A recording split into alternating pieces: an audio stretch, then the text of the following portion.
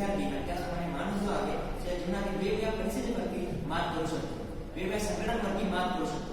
संस्कृतमध्ये फार चांगली ओळ म्हटली आहे, चौड हा आहे त्याचं राज हा आहे, भ्रातृभाज्य त्याचं भार काय, गये कृते वर्धत एव नित्य विद्याधन सर्वधन प्रदान. याचा अर्थ असा झाला की विद्या एक अशी गोष्ट आहे जी आपल्यापासून कोणताही चोरून घेऊ शकत नाही, कोणताही राजा आपल्यापासून हिसकावून घेऊ शकत नाही. आणि विद्या अशी गोष्ट आहे जितकी जास्त खर्च केली जाते तितकीच ती वाढते, भावाभावामुळे तशी वाढणी होऊ शकत नाही. त्यामुळे विद्या हे एक सर्वोत्तम असे धन आहे. आजच्या शिक्षणाकडे बघता हे आपले दुर्दैव आहे की आपली शिक्षण पद्धती ही फक्त गुणांच्या जोडणीवरती आणि त्याचप्रमाणे गुणांच्या आधारावरती विद्यार्थ्यांचे भविष्य ठरवतात. यामुळे विद्यार्थ्यांचे सर्वांगीण विकास तर होत नाही. आपण इथे घडवतो फक्त एक चांगला विद्वान, एक चांगला डॉक्टर, एक चांगला इंजिनियर, एक चांगला आर्किटेक्ट, पण आपण इथे एक चांगला माणूस कधी घडू शकतो. शिक्षण म्हणजे नक्की तरी काय? शिक्षण एक अशी गोष्ट आहे ज्याच्या सहाय्याने माणूस ज्ञानार्जन करतो, त्या ज्ञानाचा वापर करून तो स्वतःला स्वावलंबी बनवण्यासाठी प्रोत्साहन देतो. याच पद्धतीने समाजातील वेगवेगळ्या परिस्थितीवरती, वेगवेगळ्या घटनांवरती, अंधश्रद्धा, अज्ञान यासारख्या परिस्थितीवरती कठोरपणे मात देतो. गांधीजी म्हणतात की शिक्षण हे शरीर, मन आणि आत्मा यांच्या समग्र विकासासाठी असलं पाहिजे. परंतु आजच्या शिक्षण पद्धतीकडे बघता हा जो आत्मा जो आहे तोच आपल्याला पुढे दिसत नाही. जर एखाद्या विद्यार्थ्याला एका विशिष्ट विषयावर ठराविक संकल्पनेबद्दल त्याचे विचार मत किंवा त्याचे मत व्यक्त करण्यासाठी सांगितले तर त्या विद्यार्थ्याकडे सखोल ज्ञान असून तरी त्याला ते समोर किंवा प्रत्यक्ष जीवनात ते अंमलात आणता येत नाही. याचा अर्थ तरी काय झाला? He just has theoretical knowledge but do not have the practical knowledge how he can implement in his life. जर आजच्या परिस्थितीकडे बघता आपल्याला हे जाणवते की पहिले येणं, प्रथम येणं हे फार गरजेचं झालं आहे. आणि यामुळे प्रथम येण्याच्या या शर्यतीमध्ये विद्यार्थी जो आहे तो खचला जात आहे. पालकांचे विचार, त्याचप्रमाणे शिक्षकांचे त्याच्यावर असलेले दबाव या सर्वांमुळे विद्यार्थ्याचे मन जे आहे ते खचलेले आहे. आणि त्यामुळे विद्यार्थी हा फक्त गुणांच्या मागे धावत आहे, कौशल्याच्या मागे. जर आपण लहानपणापासून त्या विद्यार्थ्याला अशी शिकवणूक दिली की तू आज कोणाची मदत केलीस का, की तुझ्यामुळे आज कोणाचे चांगले झाले का, की तुझ्यामुळे आज कोणाचे वाईट झाले नाही का, असे प्रश्न जर त्याला विचारले तर नक्कीच त्या माणसाच्या अंगी, त्या विद्यार्थ्याच्या अंगी माणुसकीची वृत्ती, जोपासण्याची वृत्ती आणि त्याचप्रमाणे वेगवेगळ्या गुणांची रुजवणूक त्याच्यामध्ये होऊ शकते. जुन्या काळापासून गुरुकुल पद्धती असो किंवा वेगवेगळे विद्यापीठ असो, इथे किंवा आपल्या भारतात त्याची स्थापना झाली आहे.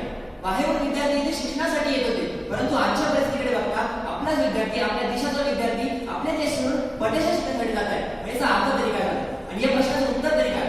याचे उत्तर असे की जर आपण जगाच्या पाठीवरती जे विद्यापीठं बघितली, जे कोणती संस्थानं बघितली, ते वेगवेगळे जे विद्यापीठ होते त्यांच्यामध्ये एक कौशल्य होते आणि ते कौशल्य होते म्हणजे त्यांचे ज्ञान देण्याचे कौशल्य.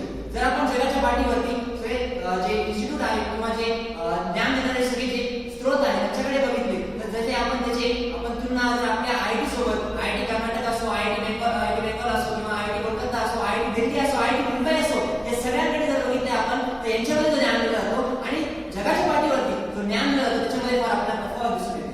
मग याचा अर्थ तरी काय झाला? यावरती आपण जास्तीत जास्त भर दिले पाहिजे. शिक्षण पद्धतीने याच्यावर जास्तीत जास्त आपण त्याच्यावर जास्तीत जास्त प्रभाव दिला पाहिजे, त्या गोष्टीमध्ये जास्तीत जास्त त्यांनी आधार दिला पाहिजे, त्या गोष्टीवर त्यांनी जास्तीत जास्त विचार केला पाहिजे.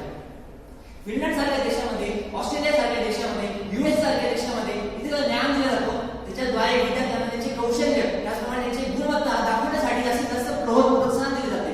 त्याच्या कारणाने काय होतं की विद्यार्थ्यांना त्या कौशल्याद्वारे किंवा त्या कौशल्याच्या शिक्षणावरती जास्तीत जास्त भर दिले जाते. आणि त्यामुळे विद्यार्थी हा गुणांच्या मागे नव्हे तर कौशल्याच्या मागे राहतो.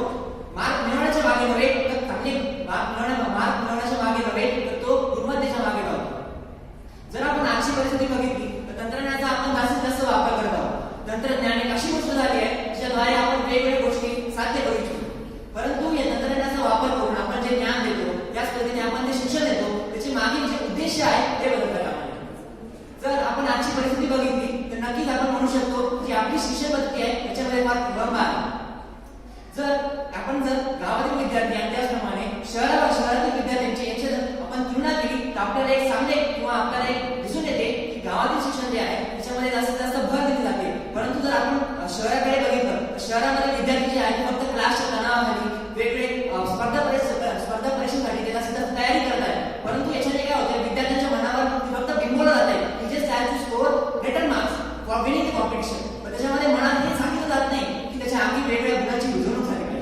सृजनशीलता, मानसिक वृत्ती हे सगळे त्याच्या अंगी रुजले गेले पाहिजे. आणि शेवटी इतकंच म्हणू इच्छितो की शिक्षण पद्धती अशी निर्माण करा, शिक्षण पद्धती